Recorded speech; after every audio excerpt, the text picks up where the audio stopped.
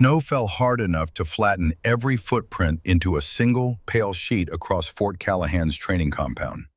The kind of January morning in northern Maine where breath turned to ice crystals before it reached the ground, where metal burned skin on contact, where the world reduced itself to white and gray in the distant howl of wind through pine. Sergeant Fallon Ashford stepped through the main gate at 0530 hours, a duffel across her shoulder, a rifle case gripped in her left hand. Her boots crunched through 6 inches of fresh powder. Her breath came steady and controlled. Her eyes, gray as the pre-dawn sky, swept the compound once, cataloging exits, cover positions, sight lines.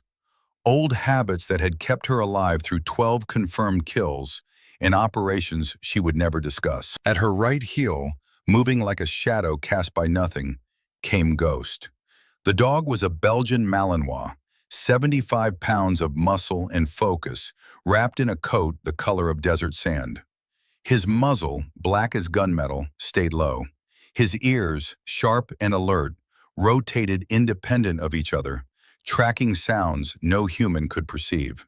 He wore no leash, required no command. When Fallon stopped at the barracks door, Ghost stopped. When her hand reached for the handle, he sat. Perfect discipline. Perfect silence. The laughter started before the door fully opened. 3rd Recon Unit had assembled for morning formation in the equipment bay, 7 soldiers in various states of dress and wakefulness. The sound that erupted when they saw Ghost was not quiet amusement.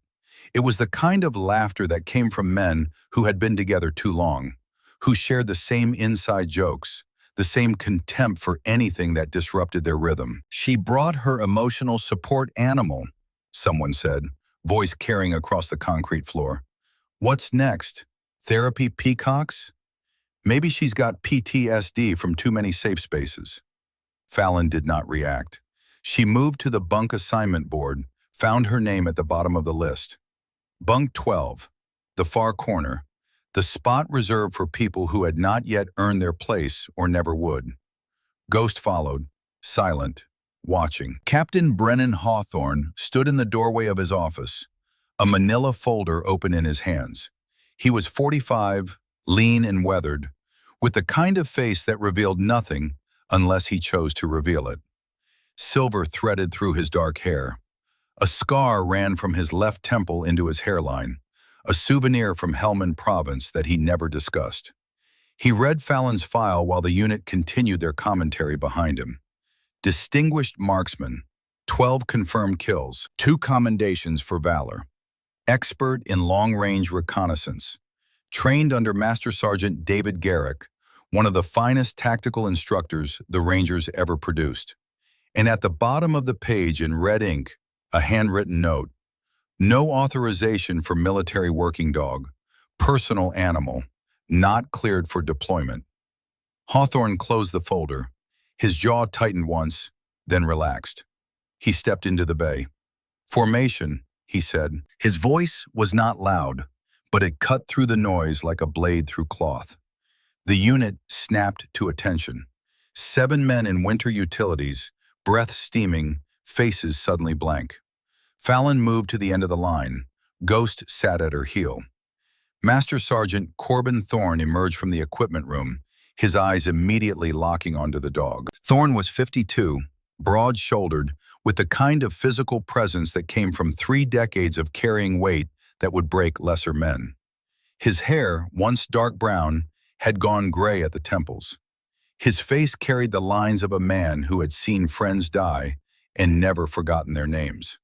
He stopped 10 feet from Fallon, his gaze moving from Ghost to her and back again. A dog, he said, flat, no inflection. Yes, Master Sergeant. A dog compromises operational security. It barks. It whines. It gives away positions. He paused. In the field, it gets people killed. Fallon stood at attention, eyes forward. Ghost has 400 hours of explosive detection training, Master Sergeant. 600 hours of tactical alert training. 0 false positives. 0 disciplinary incidents. Trained by who? Master Sergeant David Garrick. Something flickered across Thorne's face. Recognition. Respect for the name. But it vanished as quickly as it appeared. Garrick's dead. Yes, Master Sergeant. Maybe the dog's why. Fallon's hands, loose at her sides, tightened into fists for half a second, then released. Master Sergeant Garrick died in a building collapse during earthquake rescue operations in Guatemala. Ghost attempted to extract him, broke 2 teeth trying to drag him by his vest. Thorne studied her, then Ghost. The dog sat motionless, eyes forward, ears tracking every sound in the bay. Not a pet's posture. A working animal's posture, waiting for a mission. "You'll take bunk 12, Hawthorne said from behind them. "West Ridge Night Watch, 2200 to 0400, dismissed." West Ridge was the worst post on the compound. Exposed to wind, no shelter, temperatures that dropped to -20, with wind chill that could steal feeling from fingers in minutes. It was where they sent people they wanted to fail. Fallon shouldered her duffel. "Yes, sir." The unit dispersed. As Fallon moved toward her assigned bunk, Specialist Quinn Aldridge stepped into her path. He was 26, broad-faced, with a thick southern drawl and the kind of casual aggression that some men wore like cologne. "Your mutt stays outside," he said. "We don't do pets in the barracks." Fallon met his eyes, held them, said nothing. Aldridge waited for a response, for an argument, for something he could escalate. When nothing came, he stepped aside. But as Fallon passed, he reached out and knocked her rifle case off the bench where she'd set it down. The case hit the concrete floor with a sharp crack. Fallon stopped, looked at the case, looked at Aldridge, picked it up, set it on her bunk, opened it. Inside, wrapped in foam and oilcloth, was a Remington 700 that had been serviced so many times the bluing had worn off in places, revealing the steel beneath. The scope was a Schmidt and Bender, German glass, worth more than most soldiers made in a month.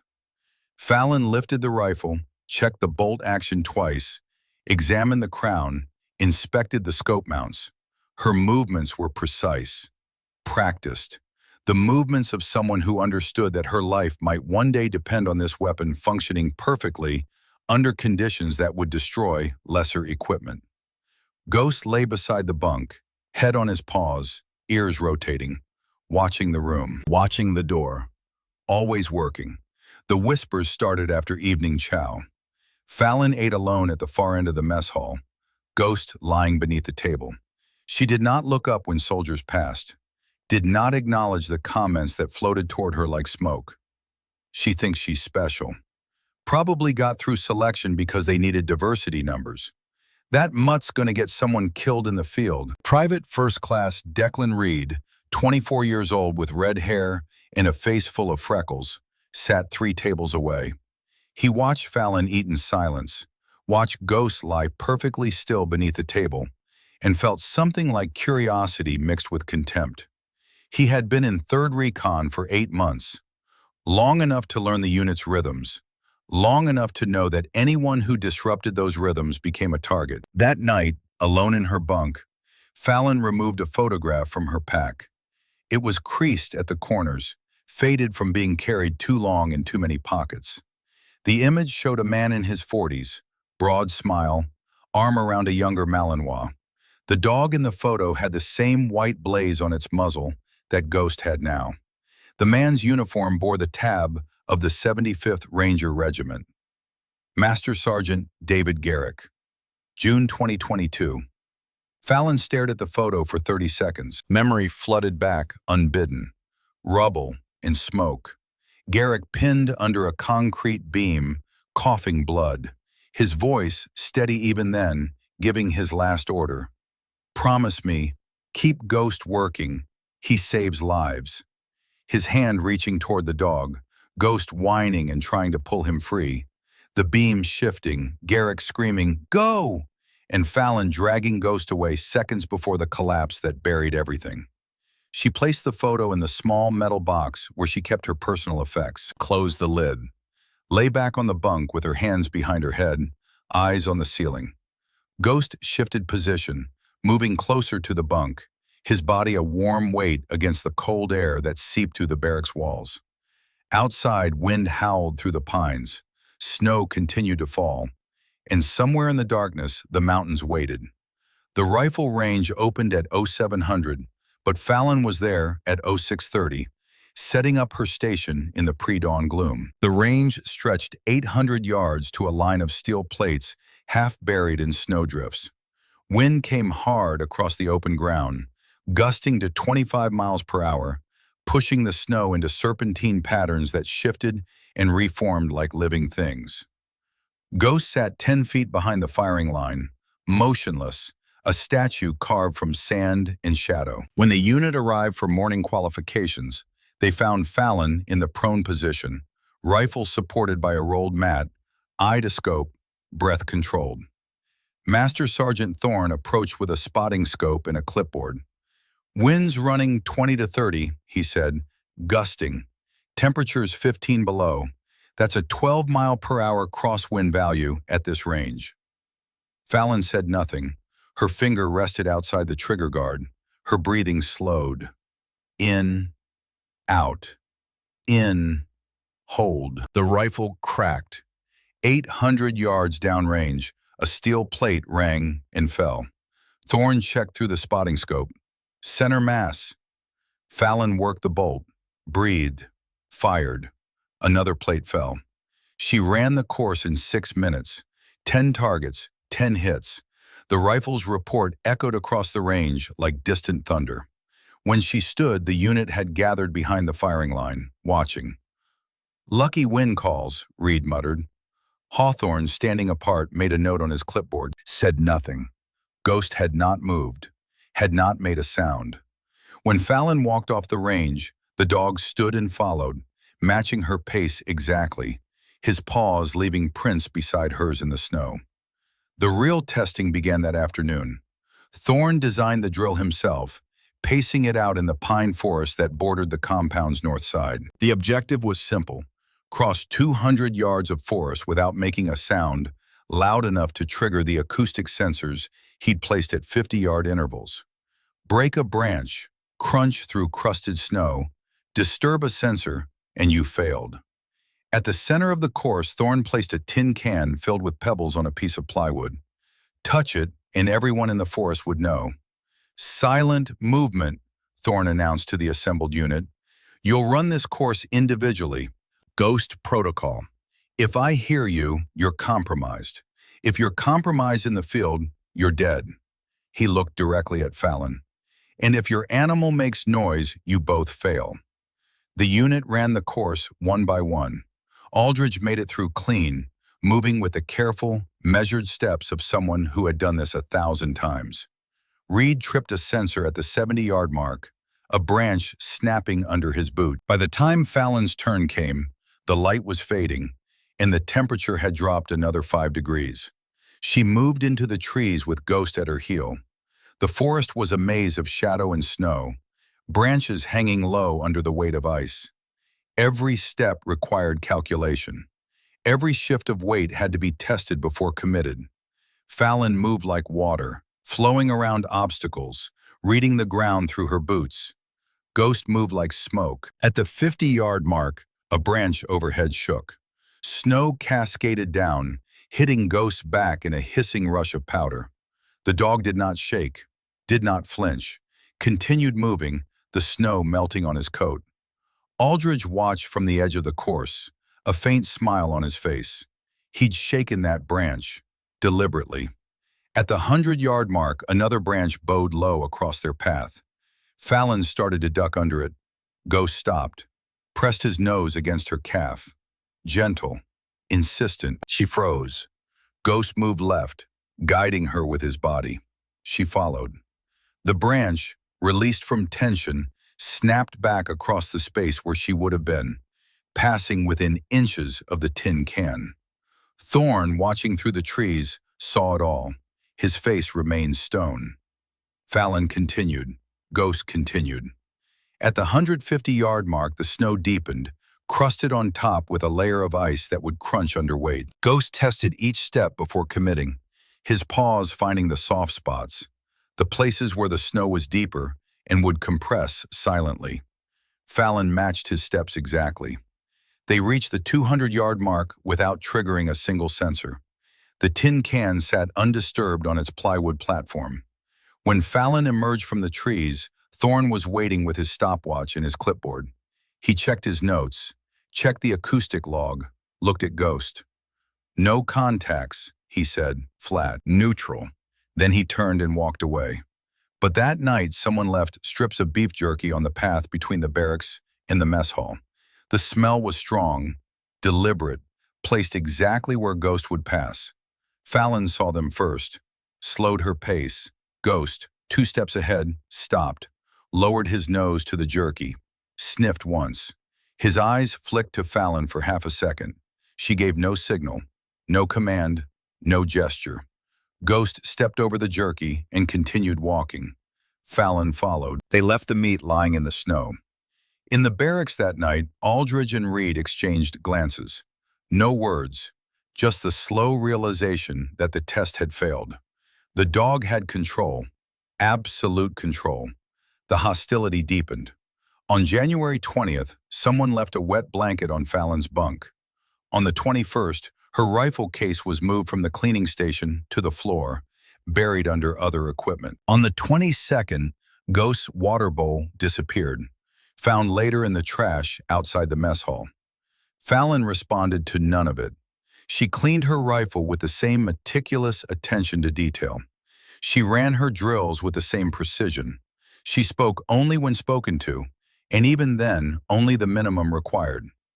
Ghost, for his part, never barked, never growled, never showed aggression. He simply existed in a state of perfect readiness, watching, listening, waiting for the work that he had been trained to do.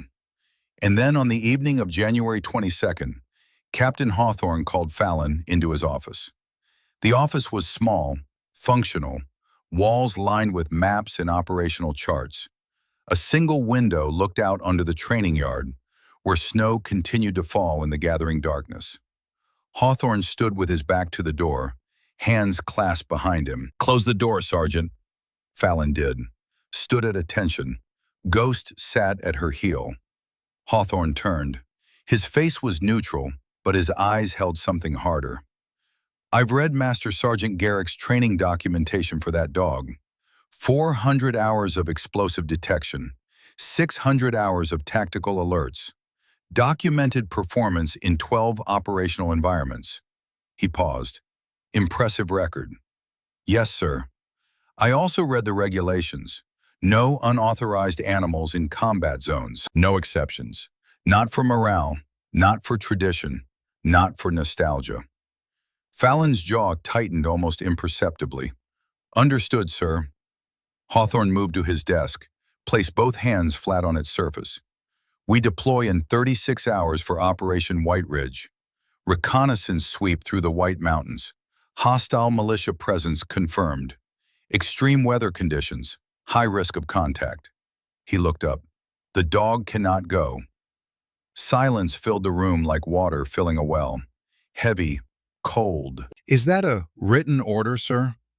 Hawthorne's eyes narrowed. "It's a command guidance based on standing regulations, not a written order. It's my decision, Sergeant. That makes it an order." Fallon held his gaze. "Understood, sir." Master Sergeant Garrick was one of the finest soldiers I ever served with. I respected him. I still do. Hawthorne's voice softened, just slightly. "He wouldn't want you to throw away your career for a dog." "No, sir," Fallon said. "He'd want me to complete the mission." She saluted, turned. Ghost stood and followed her out. In the hallway, the overhead lights cast long shadows. Fallon walked to the equipment bay, Ghost at her heel, and began preparing her gear for deployment. Tactical harness, ammunition, cold weather rations. She worked in silence, methodical, each item inspected and packed with care. Ghost's harness came last. She removed it from her pack, checked the buckles, examined the reflective strips that could be covered with tape in the field. The harness was worn but functional. It had been with Ghost since Garrick's time. She folded it carefully, placed it in the bottom of her ruck, hidden beneath a tarp and a rolled sleeping mat. Outside, wind rattled the windows, temperature dropping, storm coming. That night, Master Sergeant Thorne sat alone in his quarters, a footlocker open at his feet. Inside, wrapped in plastic, was a photograph from 15 years ago. 8 men in desert utilities, squinting against Afghan sun, weapons slung, faces young and confident. One man circled in red marker. Beneath the circle, written in Thorne's hand, C.P.L. James Haverton, K.I.A., April 13th, 2009. Thorne stared at the photo for a long time, then reached deeper into the footlocker and pulled out a field journal, its pages yellowed and stiff.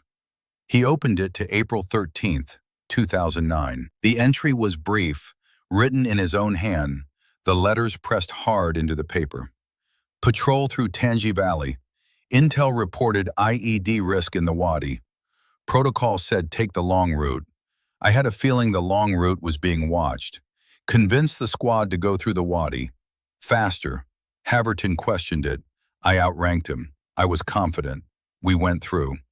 Haverton stepped on an IED hidden in a pit trap. Lost his leg below the knee. Medevac. Died 3 days later from infection. My call. My responsibility. Thorne closed the journal, placed it back in the footlocker, closed the lid. Feelings got people killed. Instincts were unreliable. Protocol was the only thing that kept soldiers alive. He had believed that for 15 years.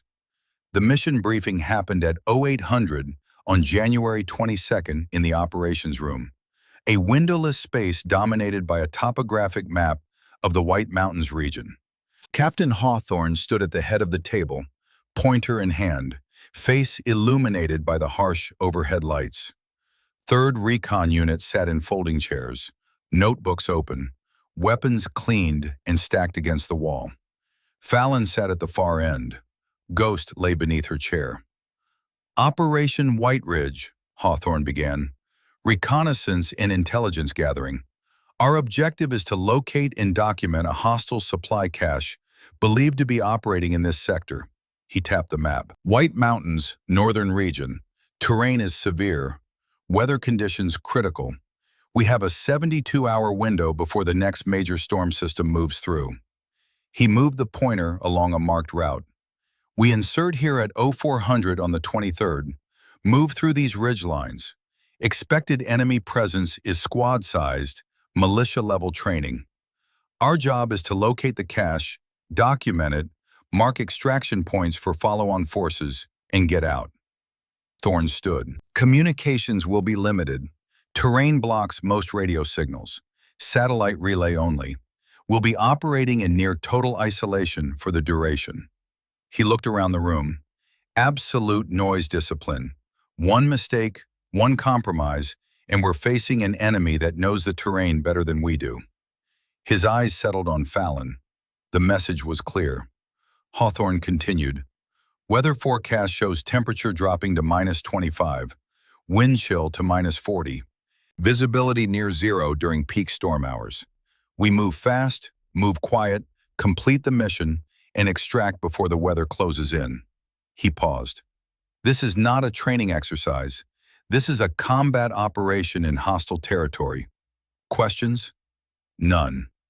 One more thing, Hawthorne said. His voice dropped, harder now. No unauthorized personnel or equipment. We deploy light. We deploy fast.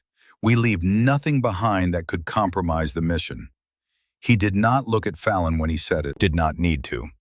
Understood? Yes, sir, the unit responded in unison. Dismissed. Assembly at 0330 tomorrow. Full kit. The room emptied. Fallon was the last to leave. As she stood, Hawthorne called after her. Sergeant Ashford. She stopped, turned. Hawthorne said nothing for a long moment. Then quietly, Don't make me regret this deployment. No, sir. She left. Ghost followed. Assembly happened in darkness and silence. 3rd Recon Unit formed up in the equipment bay at 0330, full winter camouflage, weapons checked, packs heavy with gear. Outside, the temperature had dropped to -18. Wind howled through gaps in the building's walls. Captain Hawthorne walked the line, inspecting each soldier, checking equipment, saying nothing. When he reached Fallon, he stopped, looked at her pack, looked at her face. "Ready, Sergeant?" "Yes, sir." He moved on. At 0400 exactly, the unit moved out through the main gate and into the forest. Snow fell in sheets now, thick and heavy, cutting visibility to less than 50 yards.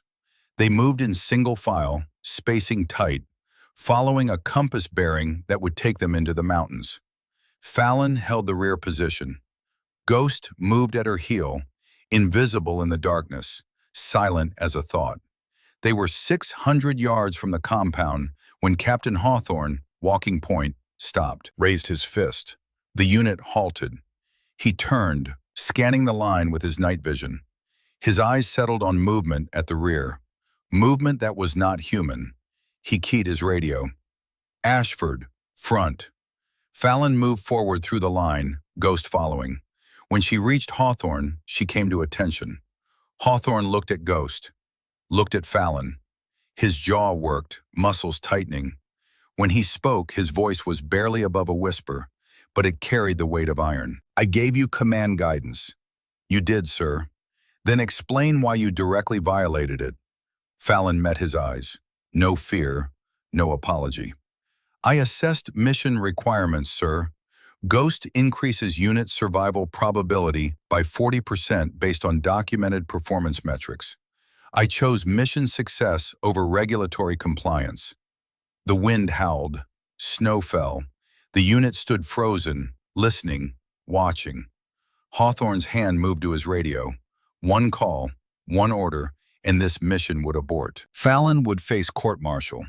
Her career would end here, in the dark, in the snow, 600 yards from where it began. His hand hovered over the radio. Static crackled. "White Ridge Actual, this is base. Weather update. Storm system accelerating. Ice layer forming at altitude. Air support grounded for minimum 72 hours. Acknowledge." Hawthorne keyed his radio. "White Ridge Actual acknowledges. Storm system confirmed." He released the key. Looked at the forest ahead, already being swallowed by white. Looked at his unit.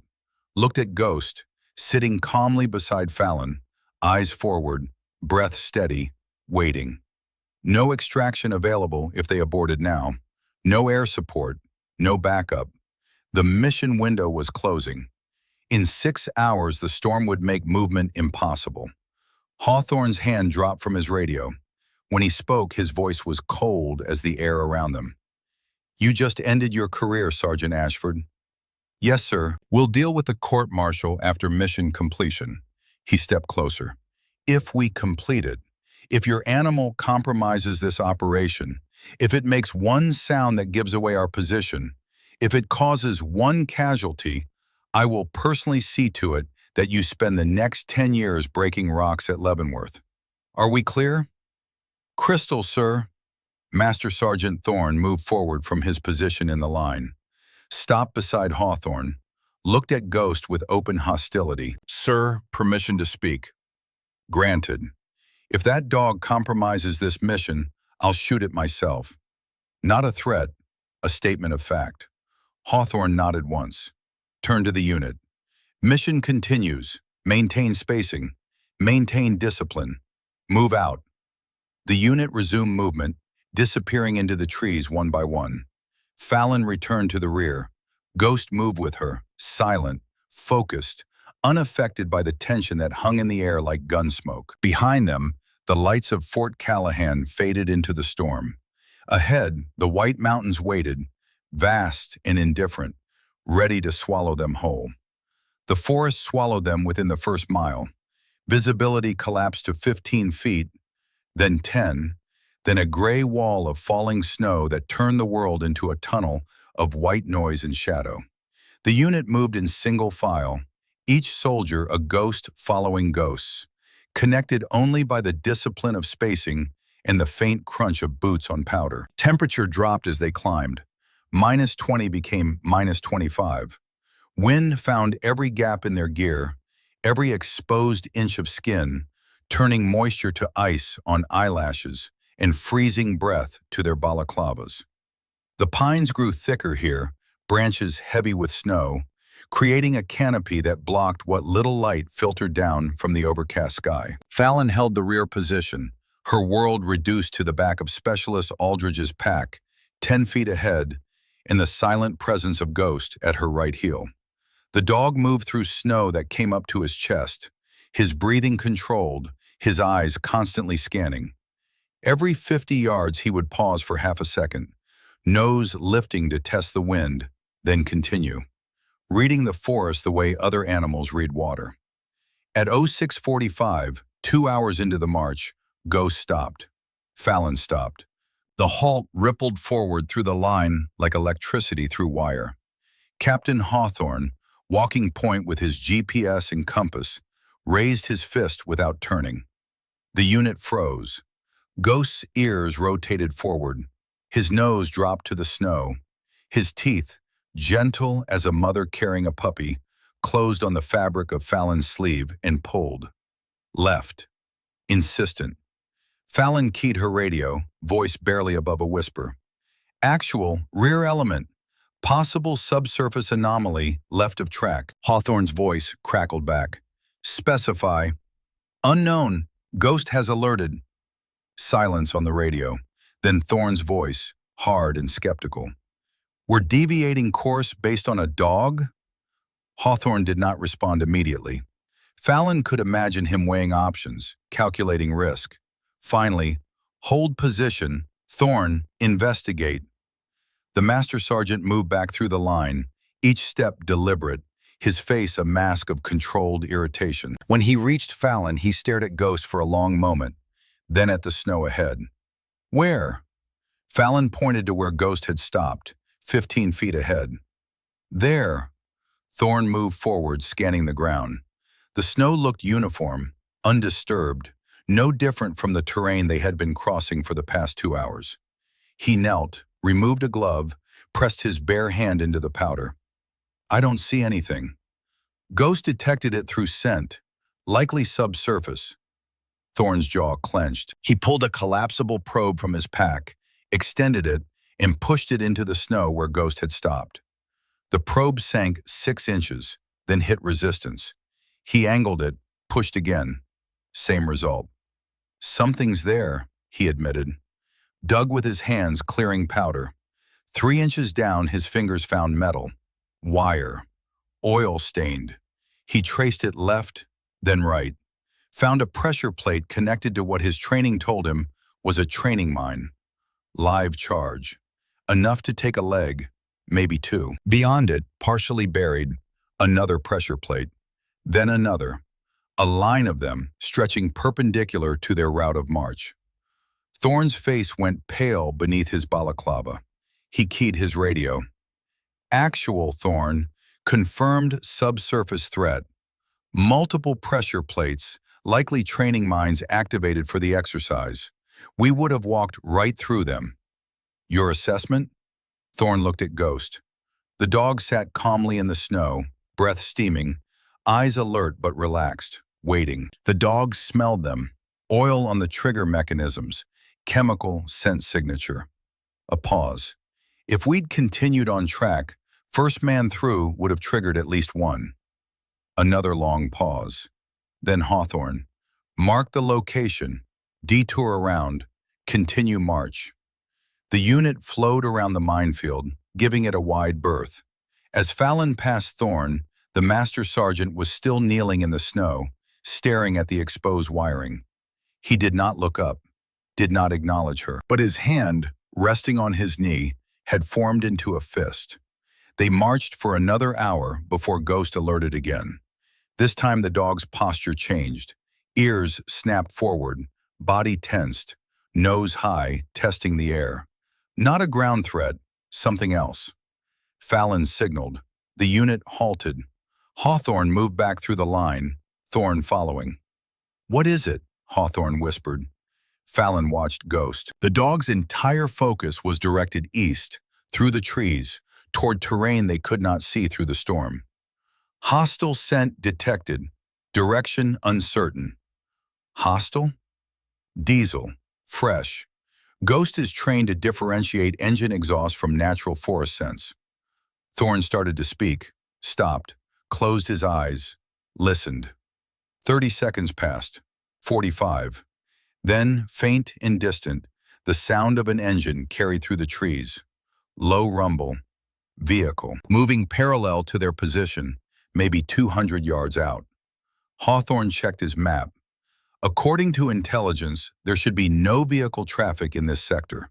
No roads, no patrols. Enemy patrol, he said quietly, keyed his radio. All elements halt in place. Ghost protocol. No movement, no sound. The unit melted into the landscape, each soldier finding cover behind trees, in depressions, beneath low-hanging branches. Fallon pressed herself against a pine trunk, Ghost flat in the snow beside her. The engine sound grew louder. Through gaps in the trees, Fallon caught glimpses of movement. A truck, military pattern, winter camouflage, moving slowly along what must have been a logging road or fire break. 4 personnel visible in the bed, weapons ready, scanning the forest. The truck passed within 50 yards of their position, close enough to see breath steaming from the guards, close enough to hear voices, speaking in low tones, language indistinct. Ghost did not move, did not make a sound. His eyes tracked the truck, but his body remained motionless, a feature of the landscape, invisible. 5 minutes after the truck disappeared, Hawthorne signaled all clear. The unit rose from cover like wraiths. Thorne approached Fallon. The dog detected that vehicle before any of us heard it. Yes, Master Sergeant. How long before? Approximately 90 seconds. Thorne processed this, looked at Ghost, looked at Hawthorne. Sir, that patrol wasn't on the intelligence briefing. If we'd continued on track, we would have walked right into them. Hawthorne studied his map, comparing their position to the marked enemy locations. Intelligence said squad-sized element, limited mobility. That was a mounted patrol with crew-served weapons. He looked up. Something's wrong with our intel. He radioed base. White Ridge actual to command. Contact report. Enemy vehicle patrol. Grid November Kilo 4477. Request intelligence update. Static.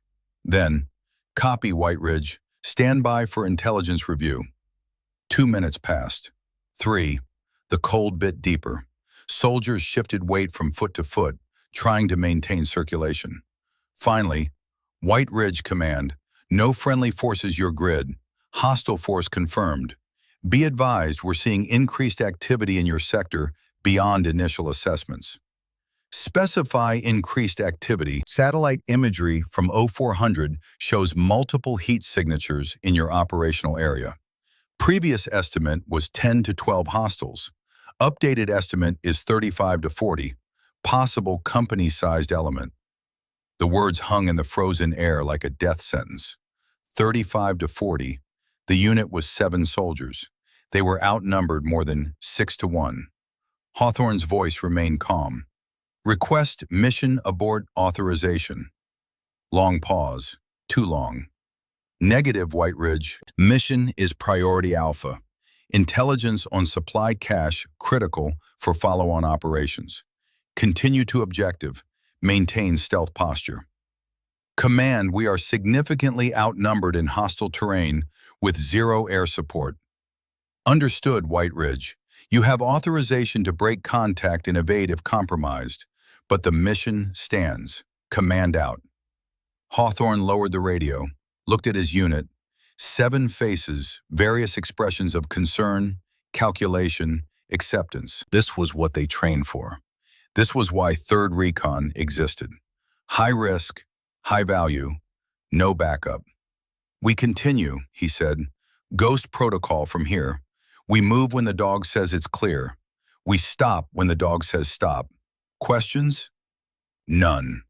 Thorne, you have tactical authority for route security in coordination with Sergeant Ashford. Thorne's face registered surprise, then acceptance. Yes, sir. It was the first time command authority had been shared with anyone regarding Ghost. The first acknowledgement that the dog was not a liability, but an asset. They moved deeper into the mountains. By 1100 hours, the terrain had become brutal. Steep grades, loose rock hidden beneath snow, deadfalls that required careful navigation. The storm intensified, wind driving snow horizontally, creating whiteout conditions that reduced visibility to arm's length. Ghost ranged ahead now, 10 yards forward, sweeping systematic patterns. When he found stable ground, he stopped and looked back. When he detected unstable terrain, he detoured around it. The unit followed his path like a rope pulled through water, trusting the dog's judgment more than their own eyes. At 1330 hours, Ghost stopped at a drift that looked no different from 1,000 others they had crossed. He pressed his nose into it, pawed once, gently. Specific signal. Fallon signaled. Hawthorne came forward.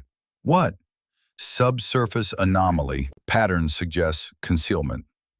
Thorne arrived, knelt, examined the drift. The snow was smooth, wind-sculpted, natural in appearance. He pulled his probe, tested, found nothing.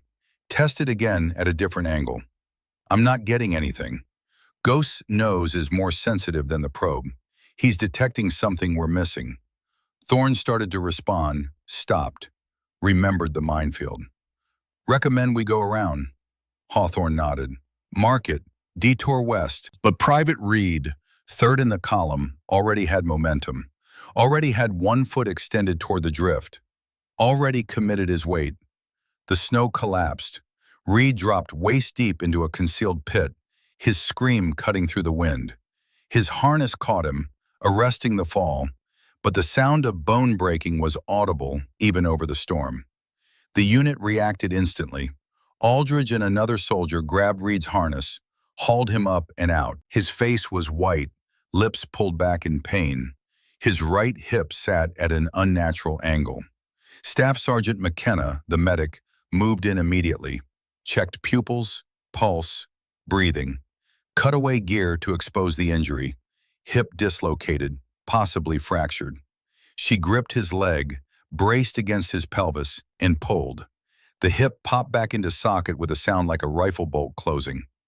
Reed screamed again, then vomited into the snow, body going into shock. Thorne stared into the pit. 8 feet deep, walls lined with sharpened stakes, frozen solid. If Reed had fallen completely, if his harness had failed, those stakes would have impaled him. Training accident or enemy trap reactivated by the cold, it did not matter. The result would have been the same. He walked to where Ghost had stopped, 15 feet back from the collapse zone. Safe distance. The dog had known, had warned them, and they had not listened fast enough.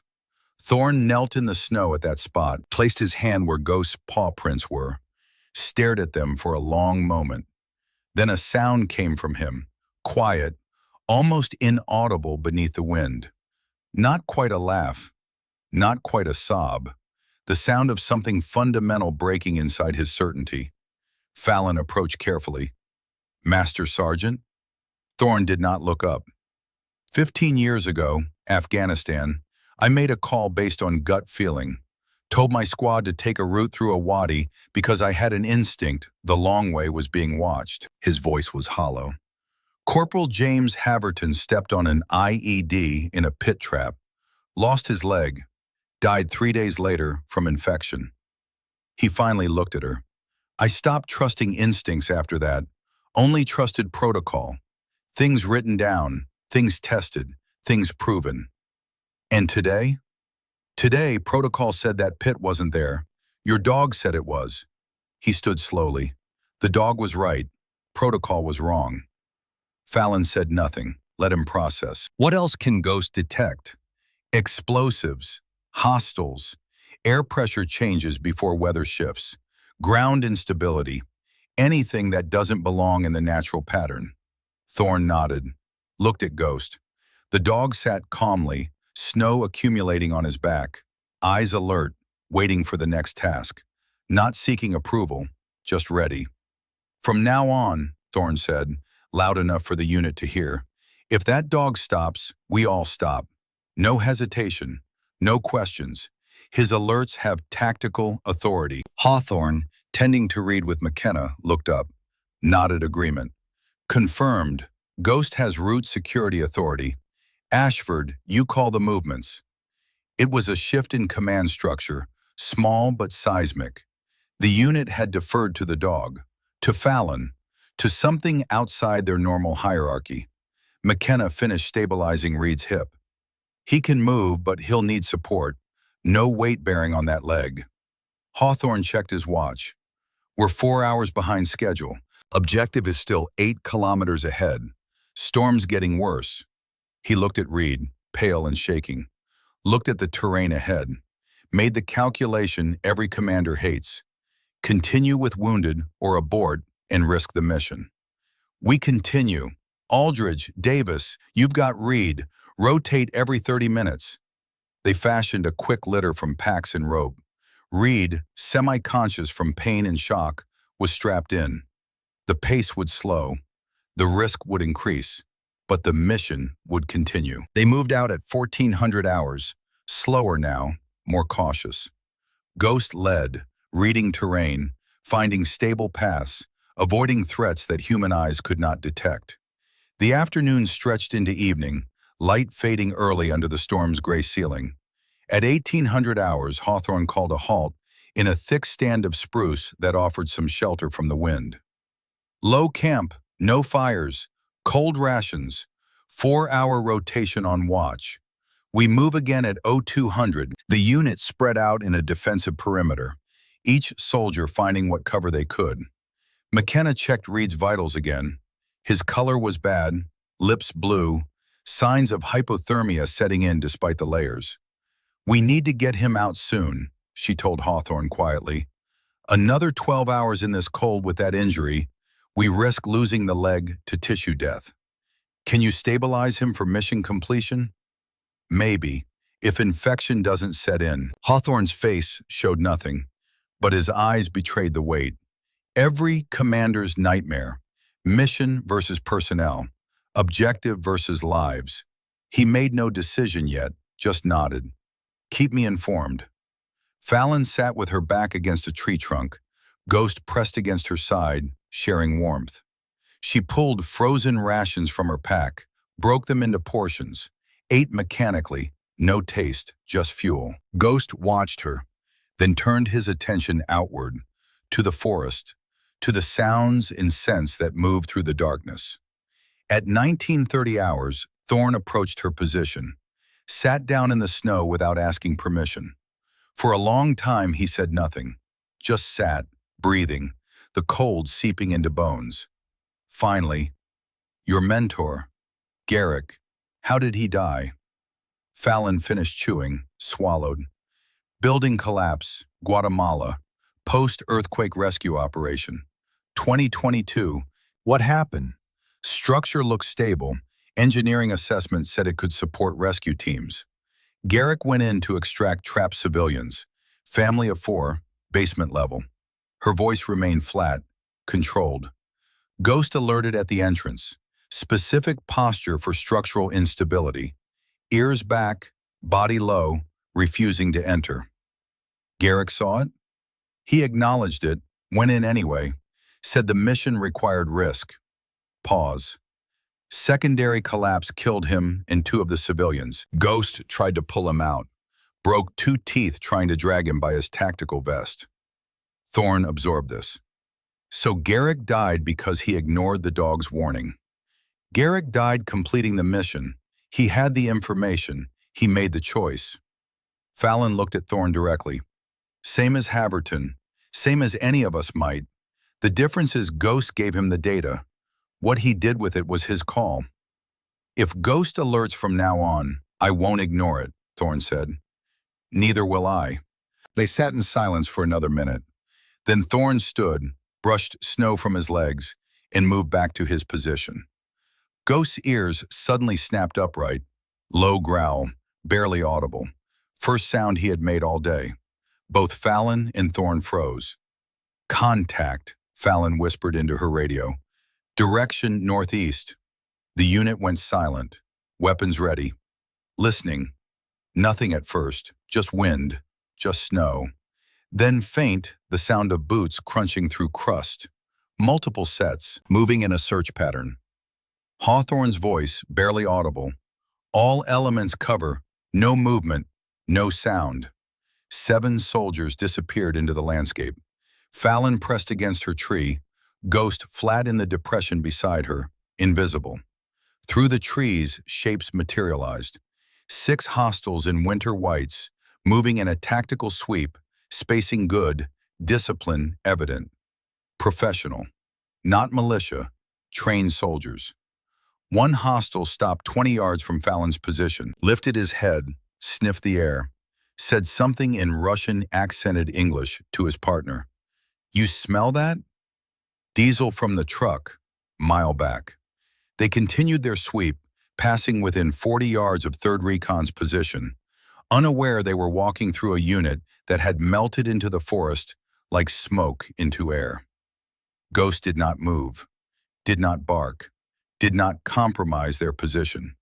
His eyes tracked the patrol, but his body remained stone still. 5 minutes after the hostiles disappeared, Hawthorne gave the all clear.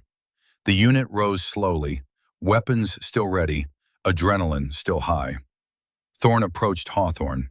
"Sir, that dog detected them 90 seconds before we heard them. Gave us time to get into position." "Noted." "And it didn't bark. Didn't give us away." "Noted." Thorne looked back at Ghost. "That animal just saved us from a contact we couldn't afford." Hawthorne nodded slowly. "Write it in your log. Document everything. When we get back, this goes in the official record." It was an acknowledgement, small but significant. Ghost was no longer an unauthorized presence to be tolerated. Ghost was an operational asset to be documented. At 0200, the unit moved out, navigating by night vision and Ghost's guidance. Visibility remained near zero, temperature had dropped to -31, and every breath formed ice crystals that clung to balaclavas and froze eyelashes shut. They moved through a narrow corridor between 2 ridges, the only viable route to the objective. Sheer rock walls on both sides, forest thick and unforgiving. Classic terrain for an ambush. At 0612, as dawn broke gray and bitter, the first shots cracked through the air. The sound was flat, muffled by snow and distance, but unmistakable. Rifle fire. Coming from the left ridge. Specialist Davis dropped without a sound, hit in the shoulder. The unit scattered, each soldier finding cover behind trees, rocks, depressions. Training took over, no thought required, just muscle memory and survival instinct. Enemy fire came in controlled bursts from elevated positions. Muzzle flashes visible through the storm. Maybe 15 hostiles, maybe more. They had the high ground. They had cover. They had 3rd Recon pinned in the low ground with wounded and limited options. Hawthorne keyed his radio. "Contact left. Return fire. All elements. Defensive posture." The unit engaged, firing at muzzle flashes, trying to suppress the enemy advantage. But they were outnumbered, outpositioned, and running out of time. Fallon found cover behind a fallen log, Ghost flattening beside her. She brought her rifle up, eye to scope, breathing slowing despite the chaos. Found rhythm. First muzzle flash. Breathe. Fire. Target dropped. Second flash. Breathe. Fire. Target dropped. Her shots were precise, methodical, each one reducing enemy fire by 1 weapon. The unit's panic began to stabilize, her calm spreading through them like medicine. Ghost suddenly slithered away from her position, moving low through the snow toward the lower slope. Fallon let him go, trusted his purpose. The dog found Reed, still on his litter, abandoned when his carriers dove for cover. Harness snagged on exposed root, stuck in the open, exposed to fire. Ghost gripped Reed's jacket in his teeth, pulled, dragged him behind a deadfall, just as bullets stitched the ground where he had been. McKenna saw this, followed Ghost's movement, reached Reed with her aid kit before the next volley. Then Ghost pivoted, moving toward the unit's blind side, northeast, where trees provided concealment for flanking movement. His ears locked forward. Body went rigid. Fallon, 30 yards away, caught the signal across the chaos. Adjusted her aim, northeast, waited, saw flicker of movement through trees. 3 hostiles, trying to flank. Fired. First hostile dropped. Fired again. Second fell. Third retreated. Flank attempt collapsed, but the main ambush continued. Enemy fire intensified, pushing the unit into a tighter circle. Pinned, surrounded, running low on options. Hawthorne's voice cut through the radio. "We need to break contact, retreat to ridge, route uncertain." The storm had erased landmarks. Terrain was unfamiliar, and enemy fire blocked the obvious routes. Ghost reappeared at Fallon's position, panting hard, snow and blood on his fur. Not his blood, Reed's. The dog's eyes were bright, urgent. He moved right 10 feet, came back to Fallon, moved right again, body language screaming direction. Fallon keyed her radio. "Actual, rear element, Ghost has located egress route, bearing 090. Silence. Hawthorne weighing trust against terrain, dog against doctrine. Thorne's voice broke in. "Sir, follow the dog. He hasn't been wrong yet." Decision made in half a second. "All elements, rally on Ashford's position. Fighting withdrawal bearing 090. Move." The unit shifted, laying down suppressing fire, moving in bounds toward Fallon. Ghost led them into what looked like solid forest, no apparent path. But as they followed, a narrow ravine revealed itself, hidden by snow and angles, wind-cut walls providing cover, a natural corridor away from the kill zone. They moved through it in single file, enemy fire thinning as they dropped below the sightlines. The ravine gave them distance, protection, a chance. Halfway through, Ghost stopped, raised his front paw, alert posture. The unit halted. Hawthorne moved forward, breathing hard. "What is it?" Fallon examined the snow ahead, saw nothing, trusted anyway. Subsurface threat. Aldridge, their demolitions expert, moved up with shaking hands. Cleared snow carefully, found wire, new wire, fresh installation. Followed it to a shaped charge buried in the ravine wall. "Claymore," he whispered. "Directional mine. Would have killed everyone in this corridor." He cut the wire with trembling fingers, hands nearly numb from cold and adrenaline.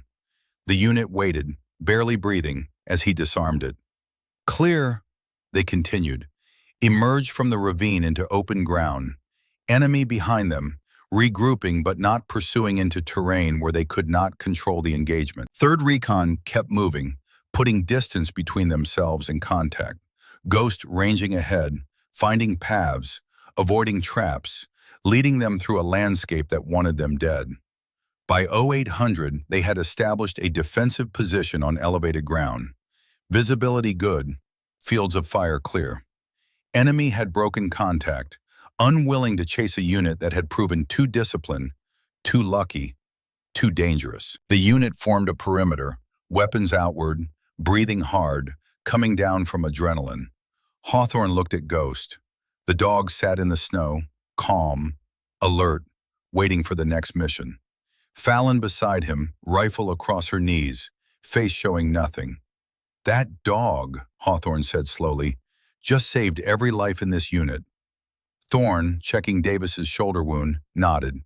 "Twice in 20 minutes. Found the egress route, found the mine." McKenna was working on Reed, whose condition had worsened. "Sir, we need extraction for casualties. Reed's going hypothermic. Davis needs real medical attention." Hawthorne checked his radio, called for extraction, got the answer he expected. "Negative, White Ridge. Storm at peak intensity. No air assets available for minimum 48 hours. You're on your own." He lowered the radio, looked at his unit. 2 wounded, ammunition depleted by 50%, enemy aware of their presence, and the objective still 6 kilometers ahead. But they were alive. Against odds that should have killed them, they were alive.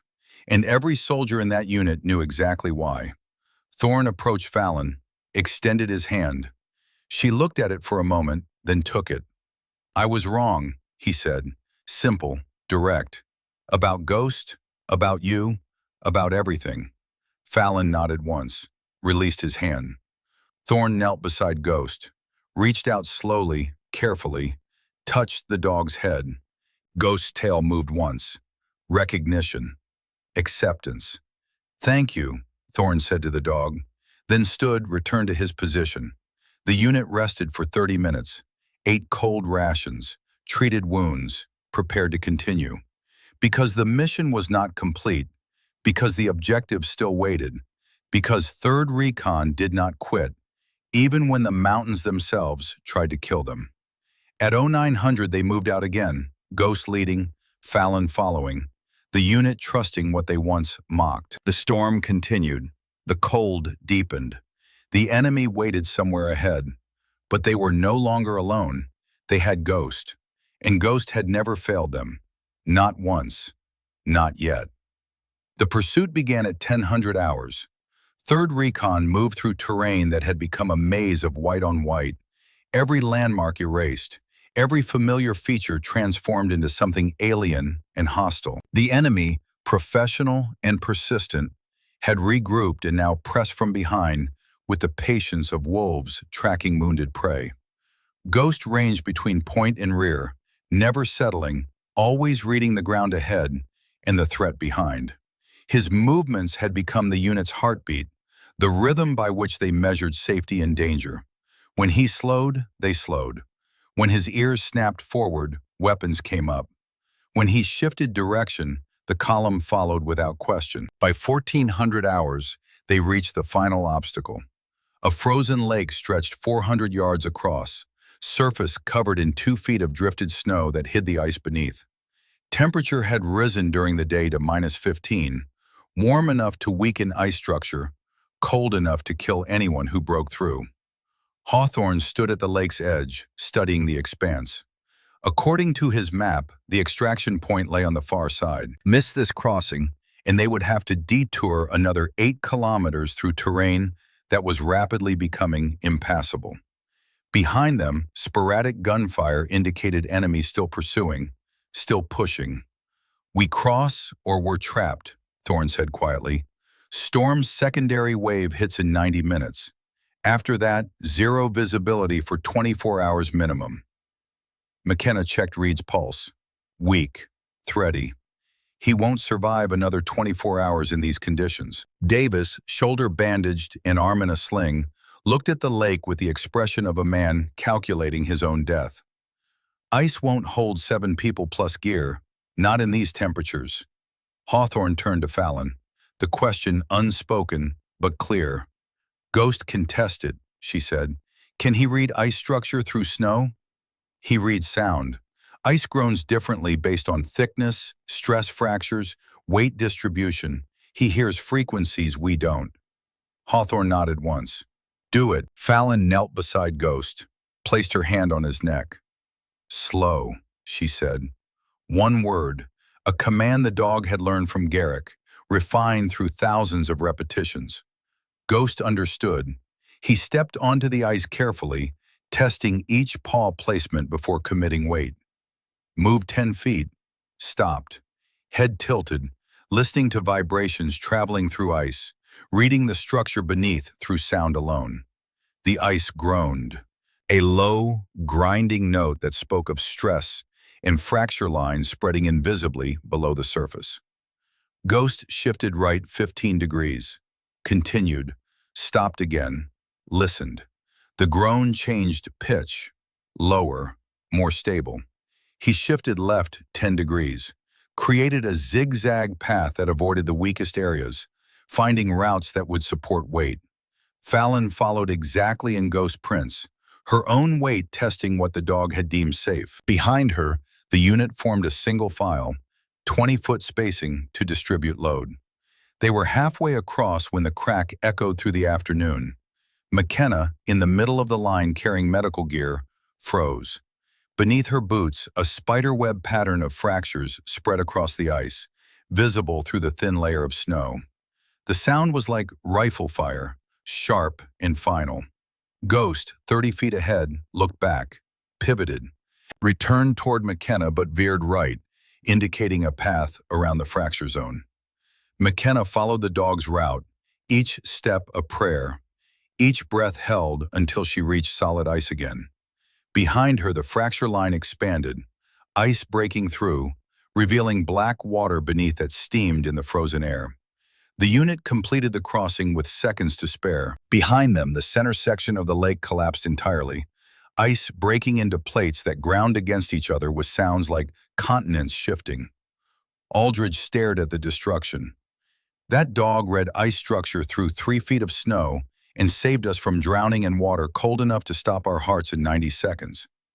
They reached the objective at 1600 hours. The enemy's supply cache was hidden in a cave system carved into the mountainside, entrance concealed by deadfall and accumulated snow. Ghost found it by scent, detecting fuel and ammunition and human presence in concentrations that did not belong in wilderness. The dog entered first, moving through the cave mouth with ears forward and body low. Emerged 2 minutes later, sat, signal for all clear. The unit infiltrated. Inside, protected from wind and snow, they found what intelligence had predicted, and more.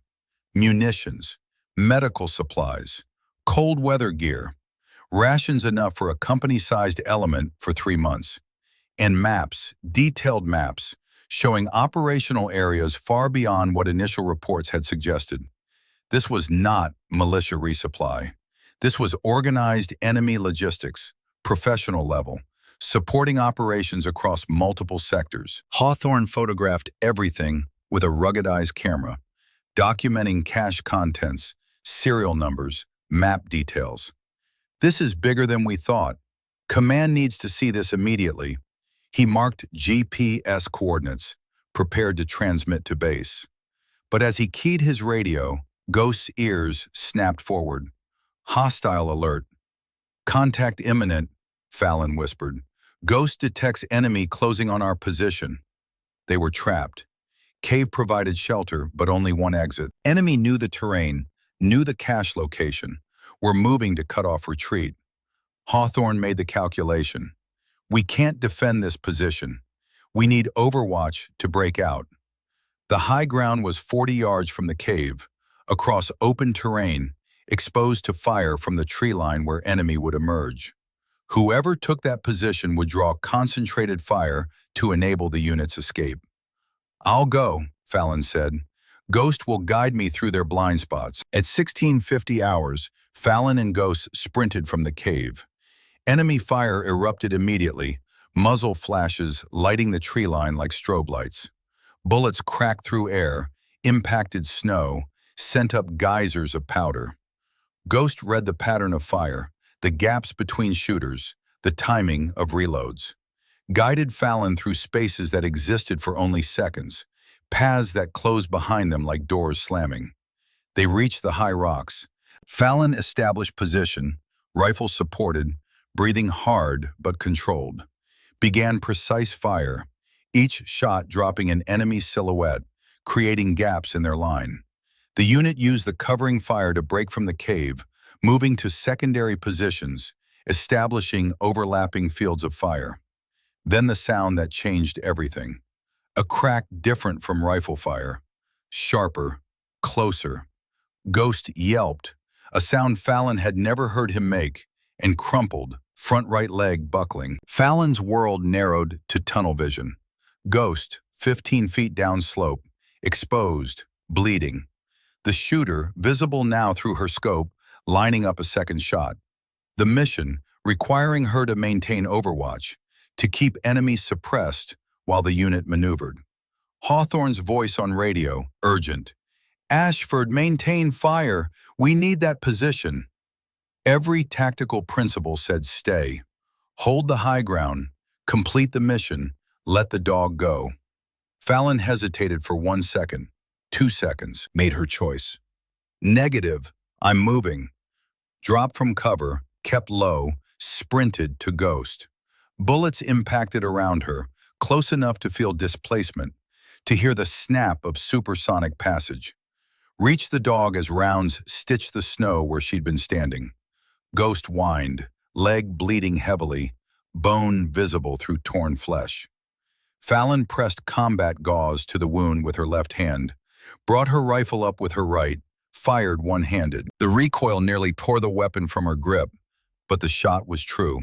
Enemy shooter dropped, wrapped Ghost's leg with quick, brutal efficiency, slung her rifle, lifted 75 pounds of injured dog plus gear, grunting with effort. Started moving back to cover, firing twice more from the hip, keeping enemy heads down through sheer audacity. Reached the rocks, set Ghost down gently, returned to shooting position, resumed precise fire as if she'd never left. Hawthorne's voice, incredulous. Did you just maintain tactical effectiveness while carrying your dog under fire? Fallon, breathing hard, eyes still to scope. Ghost maintained threat awareness while injured, sir. Least I could do. Fired. Enemy squad leader, center right, eliminated. The enemy assault faltered. Too many casualties. Too much discipline from their targets. Not worth the losses. They pulled back into the trees, covering their withdrawal with sporadic fire that did more to mask retreat than inflict damage. By 1700 hours, contact had broken. Night fell hard and fast, temperature dropping through -30. Third Recon formed defensive perimeter, weapons outward, waiting for the enemy to regroup or withdraw entirely. Ghost lay at Fallon's side, head on pause, bandage dark with blood but breathing steady. Pain controlled by the kind of stoicism that working dogs learned early and never forgot. The unit kept distance initially. Combat discipline, maintaining positions, watching sectors. Then McKenna crawled over, checked Ghost's bandage with hands that were gentle, despite the cold numbing her fingers. Bullet grazed the radius bone, painful as hell but not lethal. He'll limp for weeks, maybe months. She tightened the wrap carefully, competently. Ghost's tail moved once. Recognition. Reed, still on his litter but conscious now, asked Aldridge to drag over a thermal blanket. Covered Ghost's back with it, tucking edges against wind. Can't have him freezing after saving my ass from that pit. Aldridge pulled an MRE from his pack, offered a portion to Ghost. The dog looked at Fallon. She nodded permission. Ghost ate slowly, carefully, conserving energy. Thorne approached with his medical kit, knelt beside Ghost, examined the bandage, checked for signs of infection, applied antibiotic powder, worked in silence, his movements showing a care that would have been unthinkable 3 days ago. When finished, he looked at Fallon. I was wrong, about everything. Garrick knew what he was doing. So do you. Acknowledged, Master Sergeant. Thorne reached out slowly, touched Ghost's head with calloused fingers. The dog's tail moved. Acceptance. Forgiveness for doubt that had nearly cost them all. Thank you, Thorne said to Ghost. Then to Fallon. And you, for not listening to me when I was too stubborn to see what was right in front of me. He stood, returned to his position. But something fundamental had shifted. The unit's body language had changed.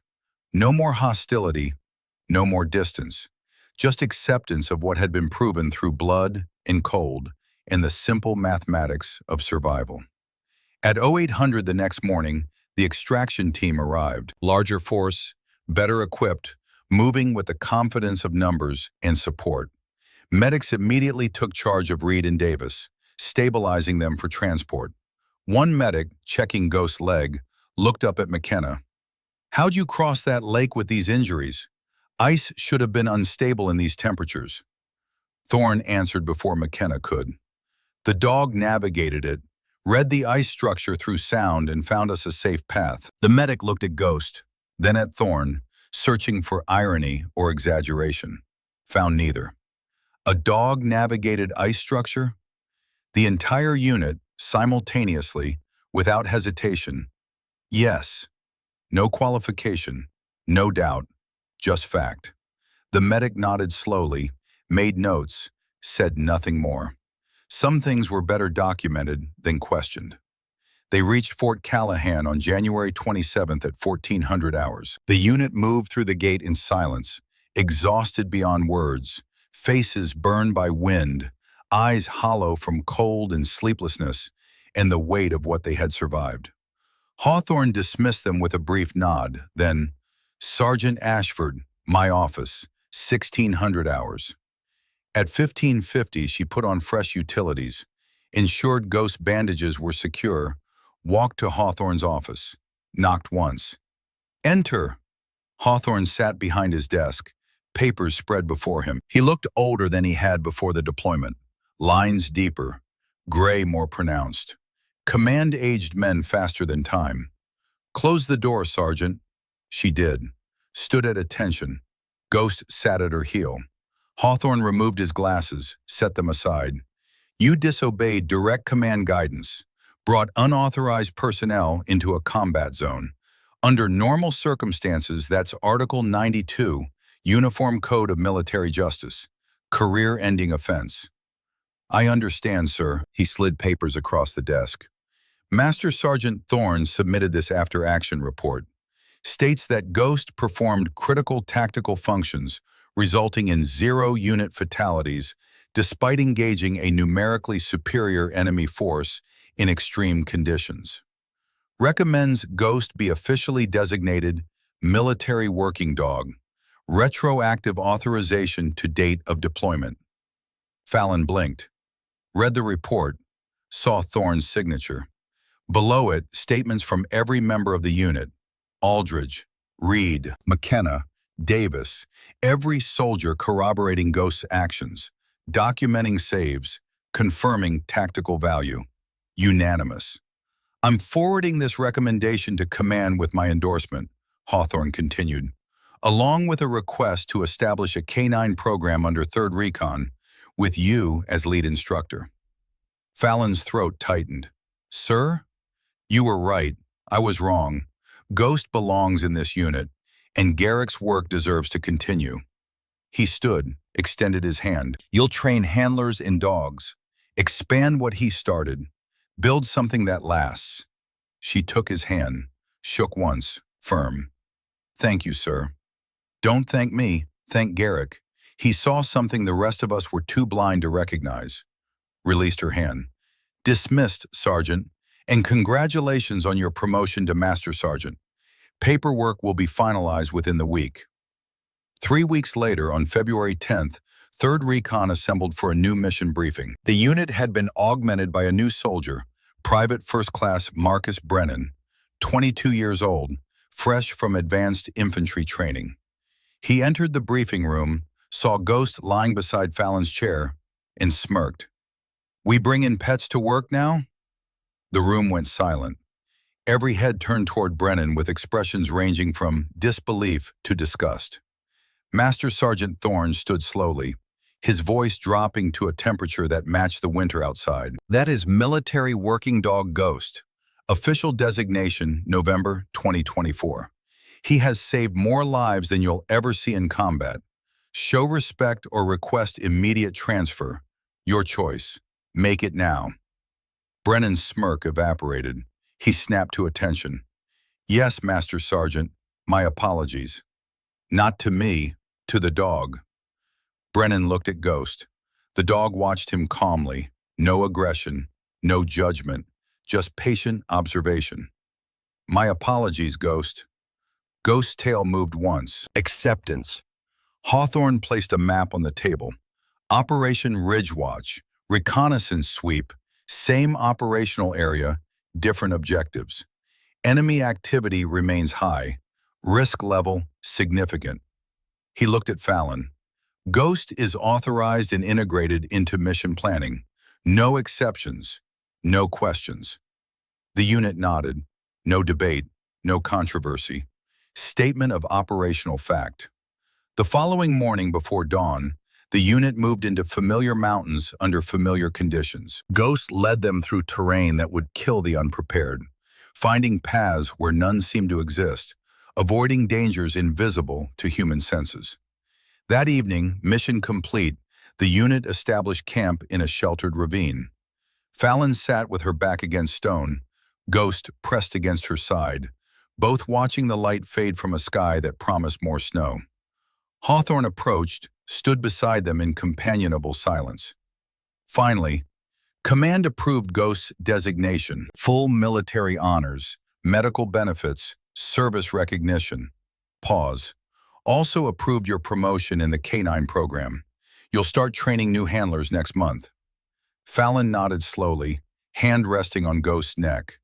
The dog leaned into her touch, eyes half closed but ears still alert, still processing the sounds of wind and forest, and the quiet conversations of soldiers settling in for the night. He'd be proud, Hawthorne said quietly, of what you built, of what you proved. We proved it together, Fallon said. Ghost and I. Couldn't have done it alone. That's the point, isn't it? Partnership, trust, results over regulation. He walked away, leaving Fallon and Ghost to the gathering darkness. Around them, the unit settled into night routine.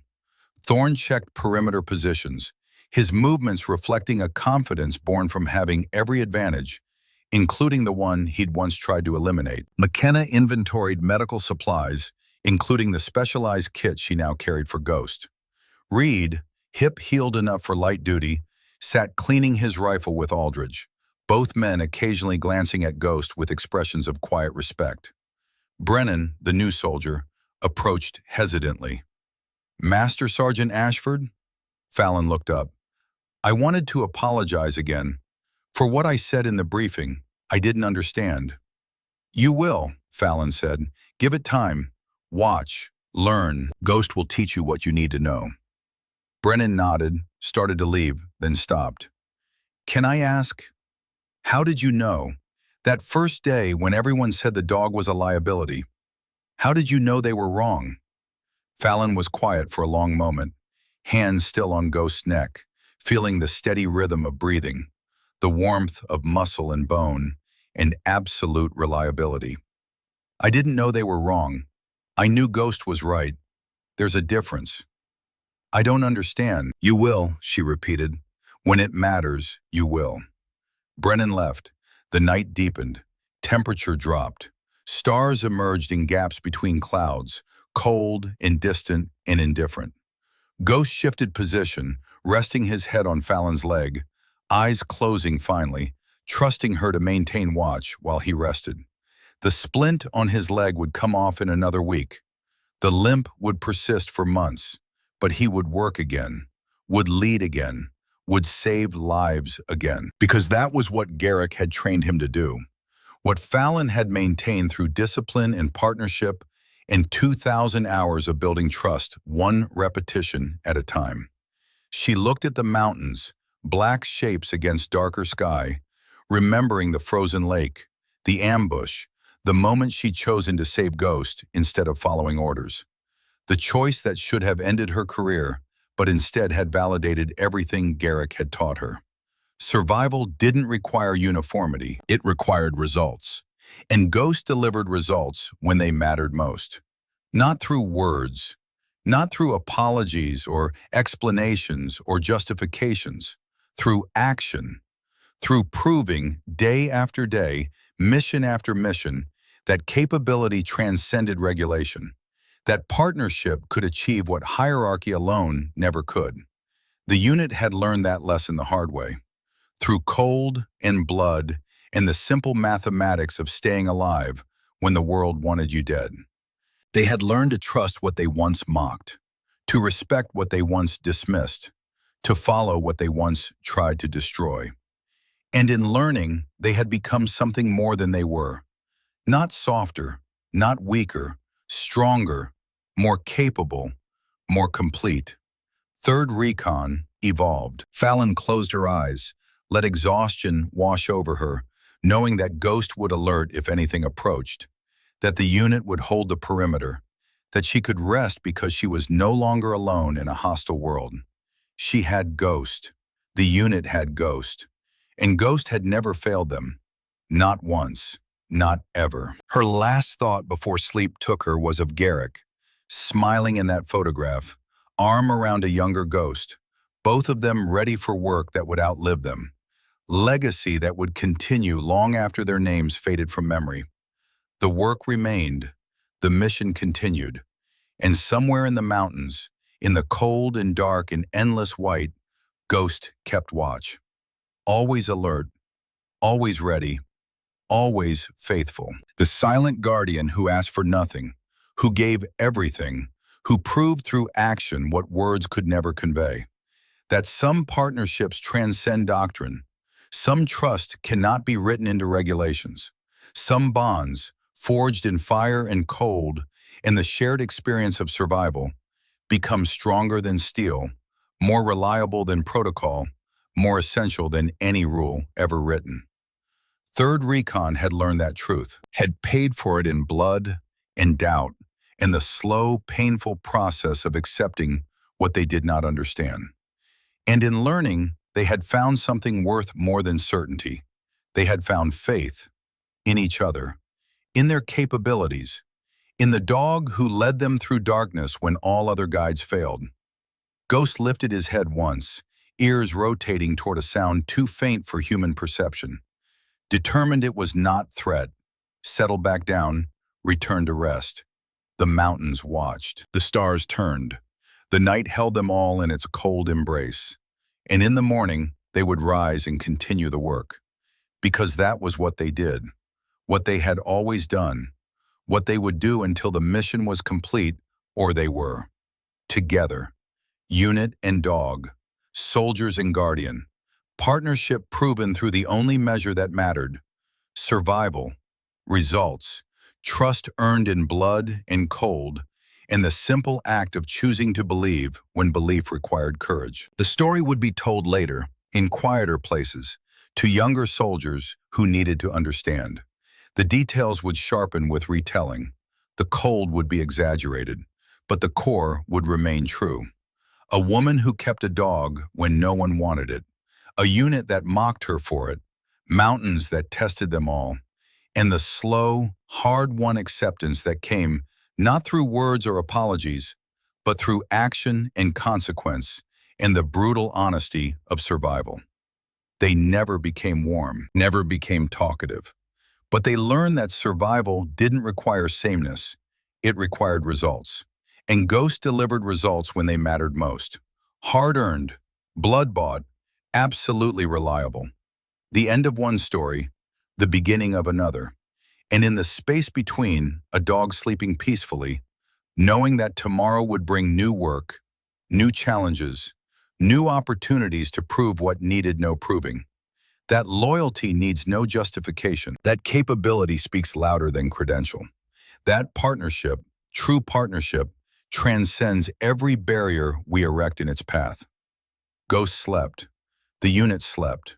The mountains kept their vigil. And in the silence, in the cold, in the absolute darkness before dawn, something settled into place. Not forgiveness, not even understanding, just acceptance of what was, what had always been, what would continue to be. The work, the mission, the unbreakable bond between those who serve and those who serve beside them. Forever faithful, forever ready, forever the silent guardian who asks only for the chance to work, to serve, to save lives that will never know how close they came to ending. That was Ghost's gift.